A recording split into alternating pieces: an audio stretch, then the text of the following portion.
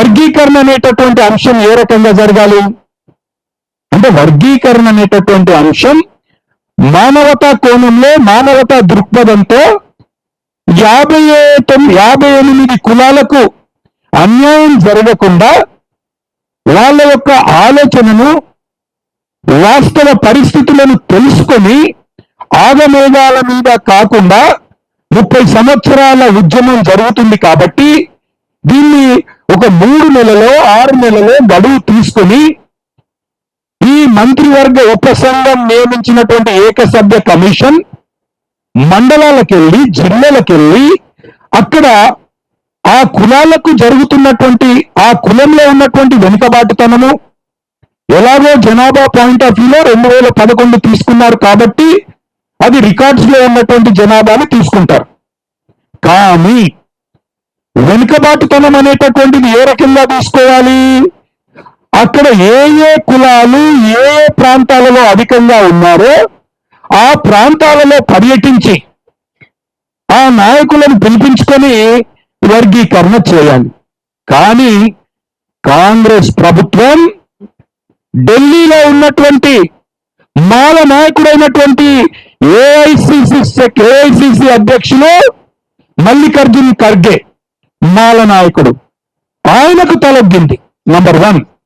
అదే విధంగా సిడబ్ల్యూసి స్థాయిలో ఉన్నటువంటి ఇంకొక మాల నాయకుడు ఉన్నాడు, మాజీ ఐఏఎస్ అధికారి కొప్పుల రాజు, ఆయనకు తలొగ్గి మన తెలంగాణ రాష్ట్రంలో మాల సామాజిక వర్గంలో ఉన్నటువంటి కుట్రదారులైనటువంటి గంటా చక్రపాణి, అదే విధంగా గత 30-40 సంవత్సరాల నుండి మన కులాలన్నింటినీ దోపిడీ చేస్తున్నటువంటి వివేక్ వెంకటస్వామి, వీళ్ళందరూ కలిసి కట్టుగా ఈ షమీమ్ అఖ్తర్ పేరుని చెప్పినటువంటి వ్యక్తులు. కాబట్టి షమీమ్ అఖ్తర్ గారు ఆయన కేవలం ఒక బొమ్మ లాంటి మనిషి తప్ప ఆయన వాస్తవాలను ఫీల్డ్లోకి వెళ్ళి, గ్రామీణ ప్రాంతాల్లోకి వెళ్ళి ఈ 58 కులాలలో వాస్తవంగా ఉన్నటువంటి పేదరికాన్ని కానీ, విద్య, ఉద్యోగ, రాజకీయ, ఆర్థిక పరిస్థితులను తెలుసుకొని చేసినటువంటి రిపోర్ట్ కాదు మిత్రులారా. దయచేసి మీరు గమనించాలి. ఎందుకంటే కాంగ్రెస్ ప్రభుత్వము ఈ మాల నాయకుల చేతిలో కీలుబొమ్మైనటువంటి అంశము గౌరవ ముఖ్యమంత్రి గారు రేవంత్ రెడ్డి గారిని మందకృష్ణన్న గారి నాయకత్వంలో మేమందరం కలిసి చర్చించినటువంటి సమయంలో ముఖ్యమంత్రి గారు స్పష్టంగా చెప్పినటువంటి అంశం మీ ముందు పెడతా ఉన్నాను. అంటే ఏంటి? నా చేతిలో ఏముంది, నా చేతిలో ఏముంది, నా చేతిలో ఏముంది, మరి ఎవరి చేతిలో ఉంది? ఒకవేళ మీ చేతిలో లేకపోతే మరి అసెంబ్లీలోనే ఓపెన్ గా, అసెంబ్లీలో సుప్రీంకోర్టు తీర్మానం వచ్చిన తర్వాత నా కాంగ్రెస్ పార్టీ నేను మొట్టమొదటి రాస్తానని చెప్పావు కదా, అంటే ఏంటి వీళ్ళ యొక్క ఉద్దేశం? దీన్నే అమలు పరుస్తాము, మా మాల నాయకులు, మా మాల సామాజిక వర్గానికి మేము న్యాయం చేస్తాము, మీరు దిక్కున్న చోట చెప్పుకున్నానే కదా మీ ఉద్దేశము. అంటే ఈ రోజు ఇక్కడ చేసినటువంటి మీరందరూ కూడా షమీమ్ అఖ్తర్ గారి దగ్గరికి వెళ్ళారు. నిజంగా ఆయనకు వెన్నముక ఉండింటే, ఆయన ఇండిపెండెంట్ గా రిపోర్ట్ చేసేటటువంటి అవకాశం ఉండింటే ఈ రోజు నా చేతిలో ఏముంది, నా చేతిలో ఏముందని చెప్పేసేసి మీరు వెళ్ళిన తర్వాత మాట్లాడొచ్చా? అంటే రాజకీయ నాయకుల ద్వారా అన్యాయం జరిగినప్పుడు, ప్రభుత్వాల నుండి అన్యాయం జరిగినప్పుడు, ప్రభుత్వ అధికారుల నుండి అన్యాయం జరిగినప్పుడు ఈ రాజ్యాంగం ఇండిపెండెంట్ గా పేదవాళ్ల హక్కులను కాపాడడం కోసం, న్యాయాన్ని ఇవ్వడం కోసమే ఇండిపెండెంట్ జ్యుడిషియరీ న్యాయ వ్యవస్థను ఈ రాజ్యాంగం భారతదేశానికి ఇచ్చింది. కానీ మనము ఈ నివేదికను చూసినట్లయితే మీరు ఈ రోజు షమీమ్ అఖ్తర్ గారికి వెళ్ళి కలిసి మన యొక్క బాధలను చెప్పినప్పుడు ఆయన స్పందించినటువంటి విధానం చూస్తే 100% ఈ కాంగ్రెస్ ప్రభుత్వం, రేవంత్ రెడ్డి కాంగ్రెస్ ప్రభుత్వం కొప్పుల రాజుకు తల వంచింది, మల్లికార్జున ఖర్గేకు తల వంచింది, గంట చక్రపాణికి తల వంచింది, ఈ వివేక్కు తల వంచింది అనేటటువంటి విషయం మనకు స్పష్టంగా అర్థమవుతుంది మిత్రులారా. నంబర్ 1. నంబర్ 2, ఈరోజు మనమందరం కూడా గమనిస్తా ఉన్నాం. ఒకవేళ నువ్వు తల వంచకపోతే రిపోర్ట్ అయిపోయింది, షమీమ్ అఖ్తర్ గారి కాల పరిమితి అయిపోయింది. కాల పరిమితి అయిపోయిన తరువాత నువ్వు తప్పు ఉన్నావని నీ అంతరాత్మ నీకు చెబుతానే కదా మళ్ళీ మార్చి 10th వరకు అయిపోయినటువంటి కాల పరిమితిని నువ్వు పొడిగించావు. కానీ ఈ రోజు నా చేతిలో ఏం లేదని చెప్తా ఉన్నావు. అంటే కాంగ్రెస్ ప్రభుత్వం, రేవంత్ రెడ్డి గారి ప్రభుత్వం ఎవరి చెప్పు చేతుల్లో బందీ అయిపోయింది, బానిస అయిపోయింది. ఢిల్లీలో ఉన్నటువంటి కొంతమంది కుట్రపూరితమైనటువంటి మాల నాయకుల చేతుల్లో బందీ అయిపోయింది, బానిస అయిపోయింది. మూడవ అంశం, ఈరోజు మందకృష్ణన్న ఆయన 30 సంవత్సరాలుగా ఉద్యమం చేస్తున్నాడు. చేసిన తర్వాత గ్రూప్ 1, గ్రూప్ 2, గ్రూప్ 3 అని 3 భాగాలుగా షమీమ్ అఖ్తర్ గారి యొక్క నివేదిక ప్రభుత్వం ఆమోదించింది.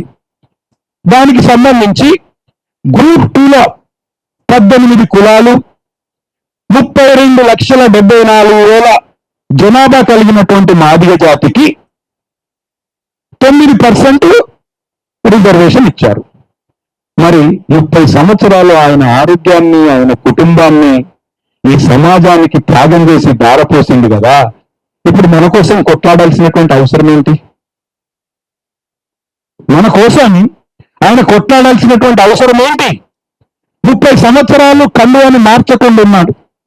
ఆయన అనుకుంటే మంత్రి పదవులు, కేంద్ర మంత్రి పదవులు, రాష్ట్ర మంత్రి పదవులు ఆయన గోటి కాలికి కూడా సరిపోయాయి, మీకు తెలుసు. కానీ ఏ రోజు తల వంచలేదు. ఈ రోజు వాస్తవంగా ఈతకాని గాని, మహర్ గాని, మాలదాసరు గాని, హోలియదాసరు గాని ఇవన్నీ ABCDలు ఉన్నప్పుడు మాల ఉపకులాలుగా గుర్తించబడ్డాయా లేదా? మరి ఈ రోజు కూడా గ్రూప్ 3లో మాల ఉపకులాలుగానే ఉన్నాయి కదా. మరి మాల ఉపకులాలుగా ఉన్నటువంటి మనందరి పక్షాన కొట్లాడాల్సినటువంటి బాధ్యత ఈ మాలల గర్జనలతో మీటింగ్ పెట్టి మాల జాతిని ఉపయోగించుకొని అధ్యక్షులైనటువంటి మల్లికార్జున ఖర్గేకు ఉండాలి, కొప్ర రాజుకు ఉండాలి, సిగ్గులేని వివేక్ ఉండాలి, గంట చక్రపాణికి ఉండాలి. మరి మొన్న కృష్ణ మాదిగన్నకి ఎందుకు ఉండాలి చెప్పండి దయచేసి మిత్రులారా. అంబేద్కర్ ఆలోచనతో 30 సంవత్సరాలు ఎలాంటి త్యాగం లేకుండా, ఎలాంటి స్వార్థం లేకుండా, పదవులపై ఆశ లేకుండా, దళితుల్లో ఉన్నటువంటి 59 కులాలలో అవసరం అనుకుంటే వాళ్ళ జనాభా పరంగా వెనుకబాటుతనంగా ఈ మాలలకు అన్యాయం జరిగితే రమ్మనండి, కాళ్ళు పట్టుకోమనండి, న్యాయం చేయడానికి మన కృష్ణ సిద్ధంగా ఉన్నాడు. నీకు అన్యాయం జరగలేదు కదా.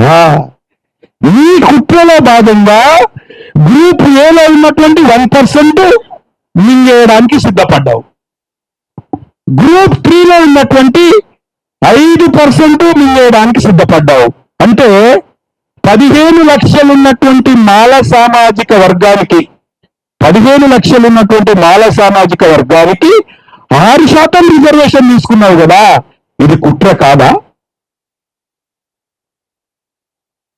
1% 171 మెజారిటీతో జనాభాతో 1% గ్రూప్ A, గ్రూప్ 1 దాంట్లో తీసుకెళ్లి బలహీనమైనటువంటి కులాల మధ్య మన్నే పంపాలని కలిపినావు. ఆ 1% మింగేయడానికి సిద్ధపడ్డావు. నంబర్ 2, గ్రూప్ 3లో మాల సింగిల్ జనాభా 15 లక్షలు. మిగతా 2,40,000 ఎవరివి? మాలదాసరి, హోలియదాసరి, ఈతకాని, మహరు మనది. వాళ్ళు బలవంతులు. మనల్ని సపరేట్ గ్రూప్ చేయొచ్చు కదా. సపరేట్ గ్రూప్ చేస్తే ఏమైపోతుంది? మన అవకాశాలను మింగేటటువంటి అవకాశం అంటే మన ఉద్యోగ అవకాశాలు కానీ విద్యా అవకాశాలు కానీ మింగేసేటటువంటి అవకాశం వాళ్ళకు ఉన్నది. కాబట్టి ఈ రోజు ఈ మాల కుట్రదారులు రాజకీయ నాయకులు, కాంగ్రెస్ రాజకీయ నాయకులు మనల్ని దోపిడీ చేయడానికి, మన భాగాన్ని మింగేయడానికి, మనకు అన్యాయం చేయడానికి ఆ గ్రూప్ 3లోనే పెట్టుకున్నారు.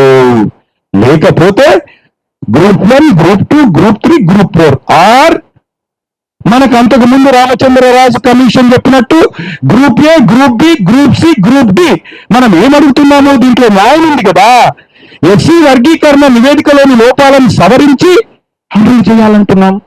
2, ఎస్సీ వర్గీకరణ గ్రూప్ 1, గ్రూప్ 2, గ్రూప్ 3కి బదులుగా ABCDలుగా గ్రూపులను ఏర్పాటు చేయాలంటున్నాం. ఇదేమన్నా బ్రహ్మ విద్యనా? మా వెనుకబాటుతనంగా, మా జనాభా ఆధారంగా మాకు ఎంత వస్తే అంత ఇవ్వయ్యా అని అడుగుతున్నాం. ఇదేం అసాధ్యమైనటువంటి పని కాదు, ఇదేం బ్రహ్మ విద్య కాదు.